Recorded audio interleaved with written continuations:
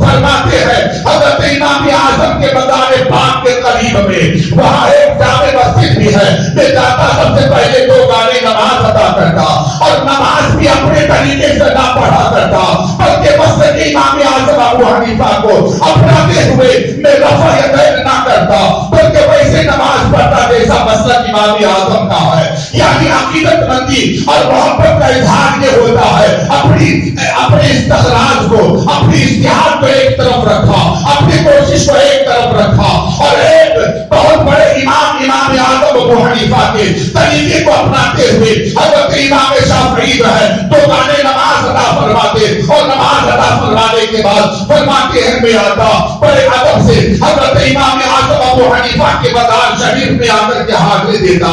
حضرت امام شافعی فرماتے ہیں میں مراقبے میں اپنا سر جھکا دیتا امام اعظم کا تصور کرتا اور تصور میں کہتا اے وقت کے امام اعظم ابو حنیفہ اللہ کے نبی نے آپ کی شان بتائی ہے آپ بڑی شان والے ہیں آپ مصطفیٰ رحمت صلی اللہ علیہ وسلم کے شریعت کے سچے پاسدار ہیں سرکار کی حدیث کو سب سے بہتر سمجھنے والے ہیں قرآن پاک کے رموز اسرار کو بہتر طریقے سے سمجھنے والے ہیں. اس طرح سے عقیدت کے جملے حضرت امام شافعی نکالنے کے بعد فرماتے حضور میں فلاں مسئلہ میں الجھ گیا ہوں مجھ پر نظر کرم فرما کے حضرت امام شافعی فرماتے میں حضرت امام اعظم کا تصور کرتا اور اپنا الجھا ہوا مسئلہ ان کی بارگاہ میں پیش کرتا.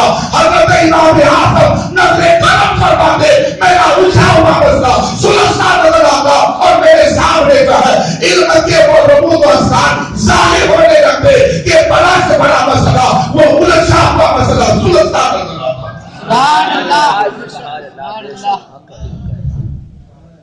یہ حضرت سرکار امام اعظم ابو حنیفہ رضی اللہ تعالی عنہ ہیں.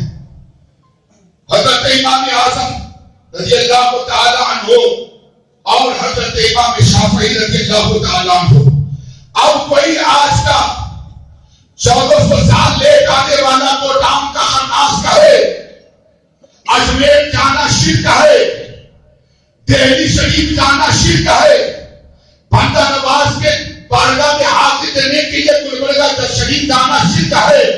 ارے نادانو یہ تمہارے گستاخ علماء کی کتابوں سے شرک ہو سکتا ہے مگر ہمارے اماموں کا مسلک وہی ہے اور ہمارے اماموں کا مسلک ہمارے محدثین کا مسلک یہ ہے. حضرت امام شافعی نے بغداد فلسطین سے اور بغداد کا سفر کر کے یہ بتا دیا کہ وقت کا امام جب فلسطین سے بغداد جا سکتا ہے تو خواجہ غریب کا نواز کا دیوانہ وہ بنگلور سے اجمیر بھی جا سکتا ہے. خواجہ غریب نواز کا دیوانہ حضرت ہے وہ دہلی سے اجمیر بھی جا سکتا ہے ہندوستان کے کونے کونے سے وہ اجمیر بھی جا سکتا ہے. امام اعظم ابو حنیفہ کا مسلک یہی ہے امام شافعی کا بھی مسلک یہی ہے امام احمد بن حنبل کا بھی مسلک یہی ہے ہمارے مجتہدین کا ائمہ کرام کا اور غوث پاک کا بھی مسلک یہی ہے خواجہ غریب نواز کا بھی مسلک یہی ہے حضرت بندہ نواز کا بھی مسلک یہی ہے.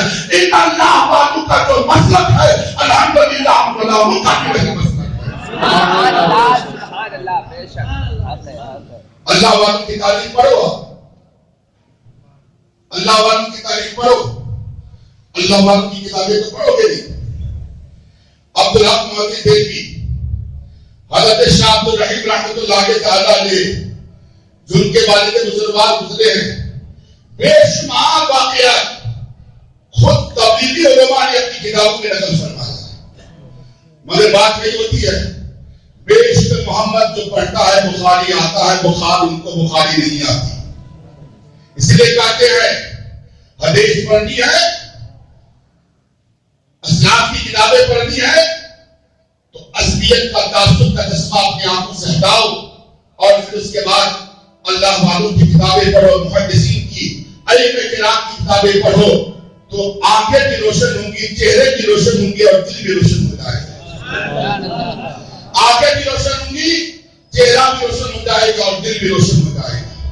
حضرات اللہ والوں کی بارگاہ سے فیض ملتا ہے. خواجہ غریب نواز کی بارگاہ میں لاکھوں کے تعداد میں جانے والے یہ پاگل نہیں ہیں یہ بڑے سیانے ہیں یہ بڑے سچے عقیدت مند ہیں دیوانے ہیں. ہزاروں ہزاروں روپیہ خرچہ کر کے خواجہ غریب نواز کی بارگاہ میں جاتے ہیں، جانتے ہیں 1000 خرچ کر کے جائیں گے تو لاکھوں بھر کے لے کے آئیں، لاکھوں بھر کر کے آئیں جب قسم خدا کی ہمارا ایمان کہتا ہے کہ جتنے بھی دیوانے چاہتی ہیں سارے دیوانوں کی عقیدت مندی چاہتی ہے، خواجہ غریب نواز کی بارگاہ میں ہزاروں روپیہ خرچ کر کے خالی جھولی لے کے جاتے ہیں، مگر خواجہ غریب نواز کا ایسا کام ہوتا ہے، ایسا کام ہوتا ہے کہ وہ جھولیاں بھر بھر کے آتے ہیں۔ اس لیے کہتے ہیں منگتا تو منگتا ہے، کوئی شاہ میں دکھا دو جس کو میرے خواجہ سے ٹکڑا نہ ملا ہو۔ اور ایک شاعر استاد زمان فرماتے ہیں کہ واہ، استاد زمان فرماتے ہیں خواجہ غریب نواز رضی اللہ تعالی عنہ کی بارگاہ کی عقیدت مندی اور ان کے بارگاہ کا فیضان اس طرح سے وہ کرتے تھے، اور آج بھی وہاں وہ شعر موجود ہے کہ خواجہ غریب نواز کی بارگاہ سے جانے والا وہاں سے کوئی خالی واپس نہیں آتا بلکہ جھولیاں بھر بھر کے آیا کرتا ہے۔ خواجہ غریب نواز کی بارگاہ میں، مگر اللہ والوں کی بارگاہ میں جا کر کے مانگنے کا سلیقہ اور طریقہ ہونا چاہیے۔ ہندوستان کے ایک تاریخی بادشاہ حضرت اورنگزیب عالمگیر رحمت اللہ تعالیٰ علیہ آج ہندوستان کی تاریخ کو طور بڑک کو پیش کر کے نہ جانے ان کو کیا کیا کہا جا رہا ہے، مگر الحمدللہ حضرت اورنگزیب رحمت اللہ علیہ وقت کے ولی کامل کا نام ہے۔ حضرت اورنگزیب رحمت اللہ تعالیٰ علیہ سرکار غریب نواز کی بارگاہ میں حاضر جسم بیان کے واقعہ موجود ہے۔ سب نے سنا ہوگا، بار سنا لگا کہ بات آ گئی تو یہ واقعہ گوش گزار کر دو۔ سرکار خواجہ غریب نواز حضرت اورنگزیب رحمت اللہ علیہ سرکار خواجہ غریب نواز کی بارگاہ میں ہاتھ دے رہے ہیں۔ دیکھا کہ سرکار خواجہ غریب نواز کی بارگاہ کے آستانے کے باہر کھڑے ہو کر ایک کٹورا لے کر کے مانگ رہا ہے، خواجہ ہمیں آنکھ دے دے، خواجہ ہمیں آنکھ دے دے، خواجہ ہمیں آنکھ دے دے۔ مانگ رہا تھا آنکھ، مگر آنکھ کے بہانے وہ لوگوں سے بھی مانگ رہا تھا، ہے نا؟ آنکھ دے دے لوگوں سے بھی مانگ رہا تھا۔ لوگ آ رہے تھے کچھ 10 روپے 5 روپے روپیے اس وقت کی بات ہے، آج سے تقریباً 500 سال پہلے کی بات ہے، 450 سال اورنگزیب رحمت اللہ علیہ کا زمانہ۔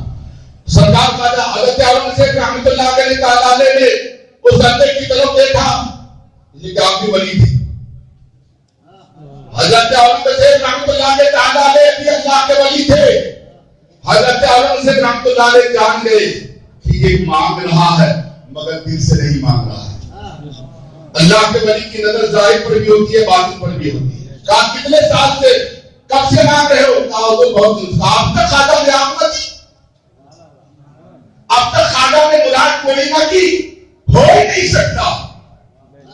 حضرت اورنگزیب کا عقیدہ دیکھو، ارے یہ وہ بارگاہ ہے، اس بارگاہ میں انتظار نہیں کی جاتی ہے، ادھر جھولی پھیلاؤ، یہ ایسے سخی ہے کہ جھولی پھیلاؤ، خواجہ بھر بھر کے دیا کرتے ہیں۔ بہت دنوں سے مانگ رہے ہو، تجھے آنکھ نہیں ملے، کہا نہیں۔ سرکار اورنگزیب رحمت اللہ تعالیٰ نے فرمایا یہ تو یقین ہے کہ میرے خواجہ کے دینے میں کوئی کمی نہیں ہے، اس کے مانگنے میں کھوٹ ہے۔ اب ان لوگوں کے لیے یہ واقعہ سبق ہے کہ کہتے ہیں خواجہ کی دربار میں گیا مجھے کچھ نہ ملا۔ ارے اس اندھے کی طرح دل کو، عقیدت کو کمزور کر کے رکھنا، اورنگزیب کا عقیدہ اپنے دل میں پیدا کر اور مانگ دے، خواجہ کی بارگاہ میں کیسے ملتا ہے؟ کہا میں جا رہا ہوں اندر، اور اندر سے باہر آنے میں کتنی دیر؟ 10 منٹ 15 منٹ، بہت زیادہ اگر رکے تو آدھا گھنٹہ۔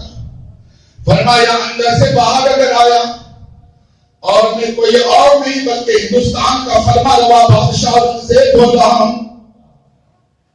اگر اندر سے باہر آنے تک تجھے اگر آنکھ نہ ملی تو تمہاری گردن قلم کرتی جائے گی، گردن قلم کرتی جائے گی۔ اور سنو یہ کوئی اور عام انسان کا قول نہیں ہے، یہ عام انسان کا فرمان نہیں ہے، میں ہندوستان کا بادشاہ ہوں، خیر منتصر ہندوستان کا بادشاہ، ارے میں اشارہ کر دوں تو کتنی گردنیں قلم ہو جائے۔ میں ہندوستان کا بادشاہ ان سے بول رہا ہوں، اگر میرے واپس آنے تک اگر تمہاری آنکھ واپس نہیں آئی تو میرے دربار سے، میں اپنے دربار سے تیری گردن قلم کر دوں گا۔ اتنا حضرت اورنگزیب نے کہا، منڈر تشریف لے گئے۔ واقعہ خالی ہو، اب حضرت اورنگزیب منڈر تشریف لے گئے۔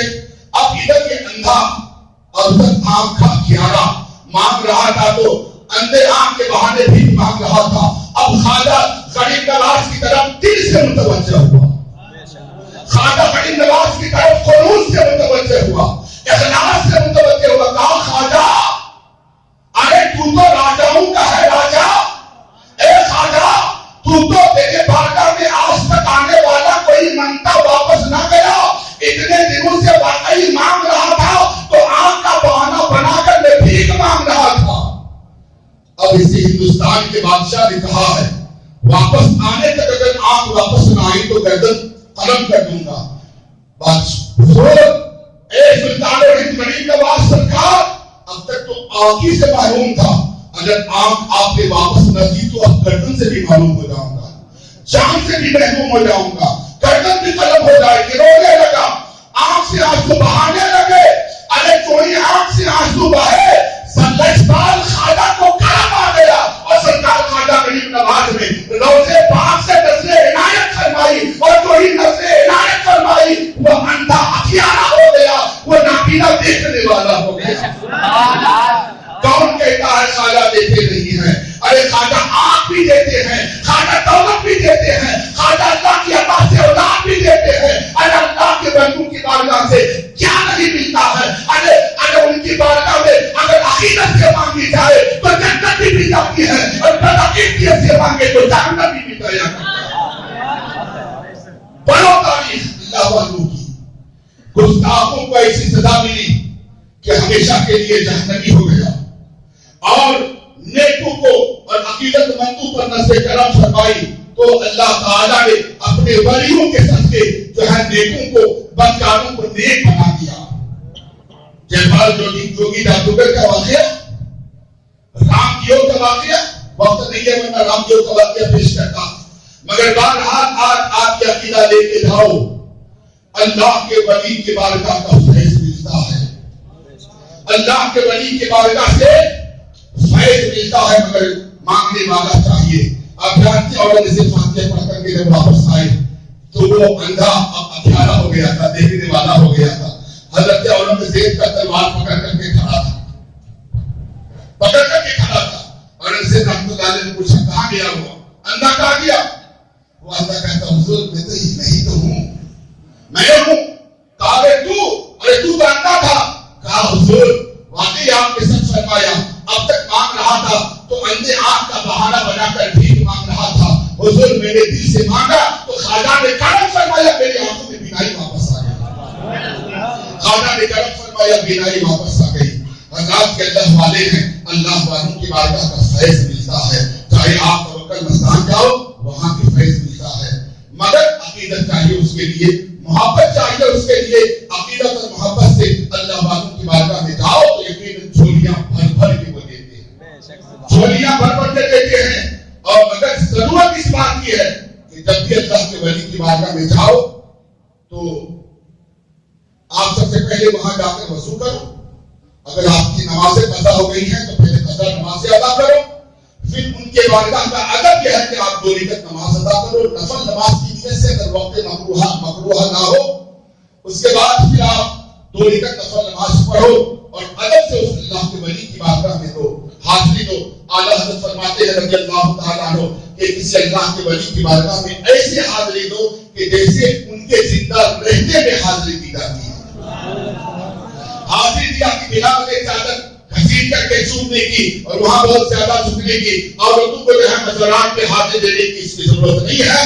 آپ جاؤ اس اللہ کے ولی کی بارگاہ میں عقیدت سے، محبت سے حاضری دو، اور پھر مراقبے میں جاؤ، تصور کرو، اور یہ تصور کرو کہ کسی ہم مردے کی بارگاہ میں نہیں آئے ہیں، ہم زندے کی بارگاہ میں آئے ہیں۔ تصور کرو کہ ہم کسی زندے کی عام کی بارگاہ میں نہیں آئے ہیں۔ یہ وہ ہے کہ ان کی جھولیاں ہمیشہ بھری رہتی ہے، اللہ ان کی جھولیوں کو کبھی خالی نہیں کرتا ہے، اور ان کی بارگاہ میں جو بھی آتے ہیں اللہ کی عطا سے سب کو جھولیاں قریب آئے ہیں در پر تیرے غریب نواز، کرو غریب نوازی میرے غریب نواز، تمہارے در سے ہمارا بڑا تعلق ہے کہ بے غریب بڑا تم بڑے غریب نواز۔ یہ عقیدہ لے کر کے جاؤ تو اللہ کے ولی کا فیض ملے گا۔ بس آج کی اس تقریر کا ماحصل یہی تھا، اپنے دل میں سچی اللہ کے ولیوں کی سچی عقیدت رکھو، یقین اللہ کے ولیوں کی عقیدت۔ ارے ہم کیا حضرت امام شافعی سے بھی زیادہ علم والے ہیں؟ علم والے ہیں؟ غوث پاک سے بھی معاذ اللہ زیادہ علم والے ہیں؟ خواجہ غریب نواز سے بھی بہت زیادہ علم والے ہیں؟ بندہ نواز کی تعریف پر ہوا کہ ایمان داتا ولی کی موٹی موٹی کتابیں، ان کی سوانح حیات، ان کی ملفوظات کی کتابیں پڑھو ان کی، اور ان کی کتابوں کا ماحصل صرف یہی ہے کہ اللہ کے ولیوں کے بارگاہ میں جاؤ فیض بھر بھر کے لے گئے۔ تو اللہ کے ولیوں کے بارگاہ کا فیض یقیناً ملتا ہے۔ اللہ تعالی ہمیں آپ کو سب